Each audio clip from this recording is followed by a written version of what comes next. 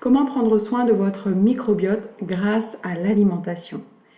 Il y a 4 types d'aliments que vous devez impérativement consommer chaque jour, ou du moins très régulièrement.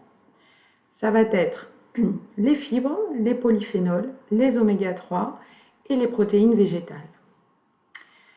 Alors, qu'est-ce que le microbiote tout d'abord? Le microbiote, c'est un ensemble de micro-organismes vivants composés de bactéries, de parasites, de levures, de virus même. Et l'ensemble de ces micro-organismes vivent en symbiose au sein de votre intestin, de votre côlon. Et pour rester en bonne santé, on a besoin d'avoir une quantité de bactéries suffisante avec une diversité de bactéries suffisante. Puisque associé à l'intestin, ça va représenter 70 à 80% de vos défenses immunitaires. Donc, il est important de venir nourrir correctement toutes ces bactéries. Et comme elles ne mangent pas la même chose, il est important de diversifier son alimentation. Donc, premier point, les fibres. Les fibres, où est-ce que nous les trouvons? On va les trouver dans les fruits, dans les légumes, dans les oléagineux et également dans les céréales complètes. Ces fibres, une fois qu'elles vont être consommées par les bactéries, elles vont se transformer, ces bactéries vont transformer les fibres en acides gras à courte chaîne, et ces acides gras à courte chaîne vont permettre de renforcer notre barrière intestinale, de diminuer les allergies, l'inflammation, de renforcer, d'impacter du moins le métabolisme glucidique en venant augmenter la sensibilité à l'insuline, en venant baisser la glycémie, également les triglycérides. Donc, ces fibres sont extrêmement importantes pour les bactéries de notre microbiote. Deuxième point, les oméga 3. Ces oméga 3, ce sont des acides gras essentiels pour notre santé que l'organisme ne fabrique pas et donc qu'il faut aller chercher dans notre alimentation. Vous allez avoir 2 sources d'oméga 3. Des oméga 3 d'origine végétale que vous allez retrouver dans des aliments tels que le pourpier, tels que les algues, tels que les huiles également. Les huiles à oméga 3 sont les huiles de colza, de cameline, de lin.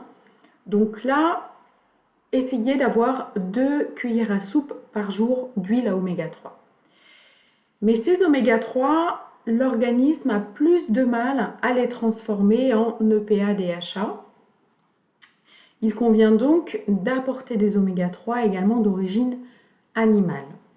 Et là, vous allez trouver les oméga 3 dans les petits poissons de mer froide, type maquereau, sardines, mais également dans des poissons un peu plus gros, tels que le thon et le saumon, mais ce sont des gros poissons prédateurs qui peuvent avoir une quantité de mercure, donc de métaux lourds, un peu trop importante. Donc, privilégiez les petits poissons de mer froide, 2 à 3 fois par semaine. Ensuite, troisième point, nous avons les polyphénols. Les polyphénols, ce sont des molécules qui vont être sécrétées par les plantes pour se protéger des prédateurs et des pathogènes. Les polyphénols, on les reconnaît parce que c'est ce qui va donner la couleur aux fruits, aux légumes, comme par exemple le rouge des myrtilles, du cassis, des framboises.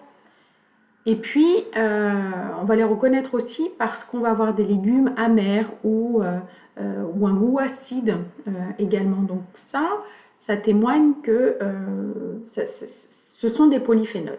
C'est comme ça qu'on peut les reconnaître. Donc on va trouver des polyphénols dans les fruits, dans les légumes, dans les boissons telles que le cacao, mais également le thé vert, le thé noir, le café contient des polyphénols. Et puis, tous les aromates, l'ail, l'oignon, le poireau, etc., etc. Donc, pour avoir une quantité de polyphénol suffisante dans vos assiettes, faites des belles assiettes colorées en consommant également du cru et du cuit sur chaque repas. Et là, vous aurez votre quantité de polyphénol si vous avez des belles assiettes colorées. Le dernier point, ça va être les protéines végétales que vous allez retrouver dans les céréales complètes, dans les oléagineux, dans les légumes secs comme les pois chiches, les lentilles, les haricots blancs, les haricots rouges.